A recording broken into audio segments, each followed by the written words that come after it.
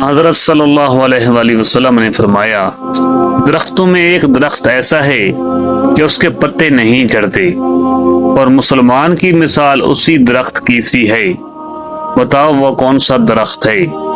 یہ سن کر لوگوں کا خیال جنگل کی طرف دوڑا۔ عبداللہ رضی اللہ تعالی عنہ نے کہا، میرے دل میں آیا کہ وہ کھجور کا درخت ہے، مگر میں اپنی کم سنی کی شرم سے نہ بولا۔ آخر صحابہ نے حضرت صلی اللہ علیہ وآلہ وسلم سے پوچھا کہ وہ کون سا درخت ہے؟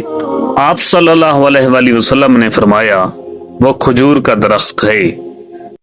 صحیح بخاری حدیث نمبر 62۔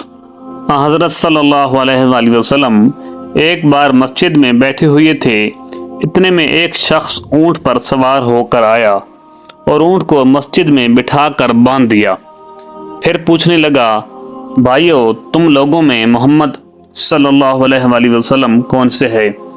حضرت صلی اللہ علیہ وآلہ وسلم اس وقت لوگوں میں تکیہ لگائے بیٹھے ہوئے تھے۔ ہم نے کہا، حضرت محمد صلی اللہ علیہ وآلہ وسلم یہ سفید رنگ والے بزرگ ہیں جو تکیہ لگائے ہوئے تشریف فرما ہیں۔ تب وہ آپ سے مخاطب ہوا کہ اے عبد المطلب کے فرزند، آپ صلی اللہ علیہ وآلہ وسلم نے فرمایا، کہو میں آپ کی بات سن رہا ہوں۔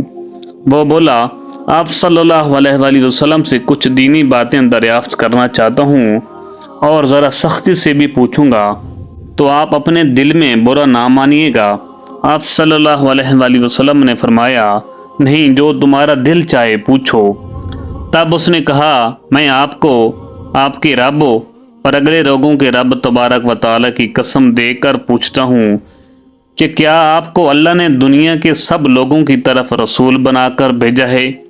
آپ صلی اللہ علیہ وآلہ وسلم نے فرمایا، ہاں یا میرے اللہ۔ پھر اس نے کہا، میں آپ صلی اللہ علیہ وآلہ وسلم کو اللہ کی قسم دیتا ہوں، کیا اللہ نے آپ کو رات دن میں 5 نمازیں پڑھنے کا حکم فرمایا ہے؟ آپ صلی اللہ علیہ وآلہ وسلم نے فرمایا، ہاں یا میرے اللہ۔ پھر کہنے لگا، میں آپ کو اللہ کی قسم دے کر پوچھتا ہوں کہ کیا اللہ نے آپ کو یہ حکم دیا ہے کہ سال بھر میں اس مہینہ رمضان کے روزے رکھو؟ آپ صلی اللہ علیہ وآلہ وسلم نے فرمایا، ہاں یا میرے اللہ۔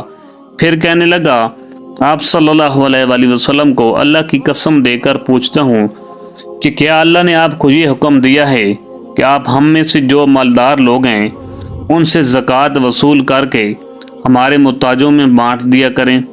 حضرت صلی اللہ علیہ وآلہ وسلم نے فرمایا، ہاں یا میرے اللہ۔